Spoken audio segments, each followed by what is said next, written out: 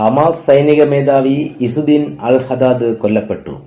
ഇസ്രായേലിൽ 2023 ഒക്ടോബർ 7 ഭീകരാക്രമണം നടത്തി 1139 പേരെ കൊലപ്പെടുത്തുകയും 251 പേരെ ബന്ദികളാക്കുകയും ചെയ്ത ആക്രമണങ്ങളിലെ മുഖ്യ സൂത്രധാരനായിരുന്നു അൽ ഹദാദി.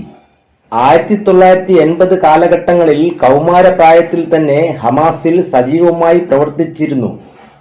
2008 ഗാസ യുദ്ധകാലത്താണ് സുപ്രധാന പദവികളിൽ ഇസുദ്ദീൻ അൽ ഹദാദ് എത്തുന്നത്.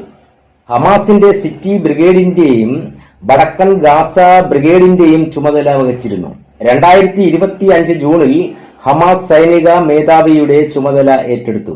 പൊതുവേദികളിൽ എത്തപ്പെടാതെ രഹസ്യ നീക്കങ്ങളിലൂടെ ആണ് ഹമാദ് ആക്രമണങ്ങൾ ആസൂത്രണം ചെയ്തുകൊണ്ടിരുന്നത്.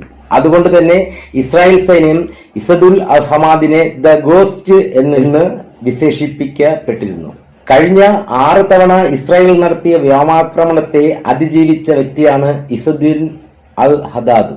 ഇസ്രായേലിന്റെ വ്യോമാക്രമണത്തിൽ കഴിഞ്ഞ വർഷം ജനുവരിയിലും ഏപ്രിലുമായി അൽ ഹദാദിന്റെ 2 ആമക്കളും കൊച്ചുമക്കളും കൊല്ലപ്പെട്ടിരുന്നു. മധ്യ ഗസയിലെ അൽ അഖ്സ മസ്ജിദിൽ ഹദാദിന്റെ ഭാര്യയുടെയും 19 വയസ്സുള്ള മകളുടെയും ഖബറടക്കം നടത്തി. ഹദാദ് കൊല്ലപ്പെട്ടതായി ഹമാസ് സ്ഥിരീകരിച്ചു. എന്നാൽ ആക്രമണത്തിന്റെ വിശദാംശങ്ങൾ ഹമാസ് പുറത്തുവിട്ടിട്ടില്ല.